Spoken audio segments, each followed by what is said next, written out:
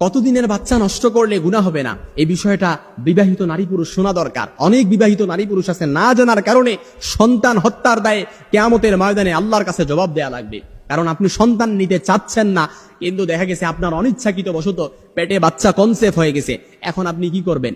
আপনি যদি ভ্রূণ হত্যা করেন তাহলে তো আল্লাহর আসামির কাঠগড়ায় আপনাকে ভ্রূণ হত্যার দায়ে, গুপ্ত হত্যার দায়ে, রাসূল যেটাকে গুপ্ত হত্যা বলেছেন, এর দায়ে আপনাকে আল্লাহর আসামির কাঠগড়ায় জবাব দেয়া লাগবে। এখন আপনি কি করবেন? ইসলামের বিষয়ে কি কনসেপ্ট দেয়? আপনি ভ্রূণ হত্যা করতে পারবেন কিনা, কিংবা কতদিন বয়সে আপনি ভ্রূণ হত্যা করলে আপনার কোনো গুনাহ হবে না, আপনাকে এই বিষয়টা ক্লিয়ারলি বুঝতে হবে।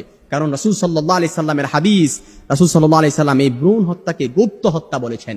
কারণ আমরা যেটাকে ভ্রূণ হত্যা বলি, অর্থাৎ পেটের মধ্যে যেই সন্তানকে জীবন্ত, অনেক স্বামী স্ত্রী আছে, অর্থাৎ এই সন্তান পৃথিবীতে আসলে কি খাবে, কিভাবে চলবে, চলাফেরা করবে, নিজেরাই তো খাইতে পারি না, এইভাবে অর্থাৎ এই চিন্তায় এই সন্তানকে দুনিয়ার মুখ দেখতে দেয় না। ঔষধ খেয়ে কিংবা আধুনিক যন্ত্রপাতি দ্বারা এই সন্তানকে পেটের মধ্যে কি করে জীবন্ত এই ভ্রূণটাকে নষ্ট করে ফেলে, এই ভ্রূণটাকে নষ্ট করে ফেলে। রাসূল যেটাকে গুপ্ত হত্যা বলেছে। আর জাহিলি যুগে জীবন্ত কন্যাকে বাবা কি করতো? গোবর দিত। ওইটাকে দুটোটাকে একই সমান বলেছেন। দুইটা সমান একই অপরাধ, যার কারণে কিয়ামতের ময়দানে আল্লাহ তাআলা ওয়াইদাল মাউউদাতু সুইলাত বিআইয়ি যামবিন কুতিলাত, সূরাতুত তাকবীরের ৮ নম্বর আয়াতে আল্লাহ তাআলা বলেন, জীবন্ত প্রীত কন্যাকে বলা হবে কোন কারণে তোমাকে হত্যা করা হয়েছে। তখন ওই জীবন্ত প্রীত কন্যা তখন বলবে, আল্লাহ, আমার পিতামাতা আমাকে এই কারণে হত্যা করেছে।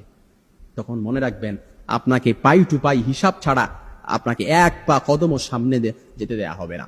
এজন্য ইসলামী বিষয়ে কি বলে, কতদিনের বোন, আপনি যদি জীবন নাশের হুমকি থাকে, কিংবা আপনার যদি কোনো কারণে আপনি এই সন্তান নিতে চাচ্ছেন না, আপনার কোনো শরিয়ার কোনো কারণ থাকে, ইসলাম কোনো কারণ, জায়েজ কোনো কারণ থাকে, তাহলে আপনি কোন কারণে আপনি ভ্রূণকে হত্যা করতে পারবেন এ বিষয়ে, অর্থাৎ ভ্রূণ তো তখন নষ্ট করতে পারবেন, কোন কারণে, কোনো জায়েজ কোনো কারণে করতে পারবেন কিনা, ইসলামের বিষয়ে কি বলে এ বিষয়ে যদি আমরা দেখি, সৌদি আরবের স্থায়ী কমিটির ফতুয়া বোর্ড এবং সমস্ত উলামায়ে কেরাম ঐক্যমত পোষণ করেছেন যে আপনার যদি মায়ের কোনো জীবননাশের হুমকি থাকে, তাহলে আপনি, অর্থাৎ আপনার জীবননাশের হুমকি থাকলে আপনি সন্তান নিতে, অর্থাৎ এই সন্তান বিরতিকরণ পদ্ধতি আপনি অবলম্বন করতে পারবেন। কিংবা কোনো কারণে যদি আপনার পেটে বাচ্চা কনসেপ্ট হয়ে যায়, তাহলে 120 দিনের আগে আপনি এই ভ্রূণকে হত্যা করতে পারবেন। 120 দিনের আগে, 120 দিন পার হয়ে গেলে তখন এর মধ্যে রূহ ফুঁকে দেয়া হয়, শ্বাস প্রশ্বাসের যে একটা বিট তখন চালু হয়ে যায়। তখন চাইলেই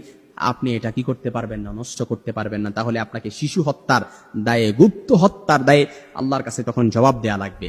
আর সন্তান খাবে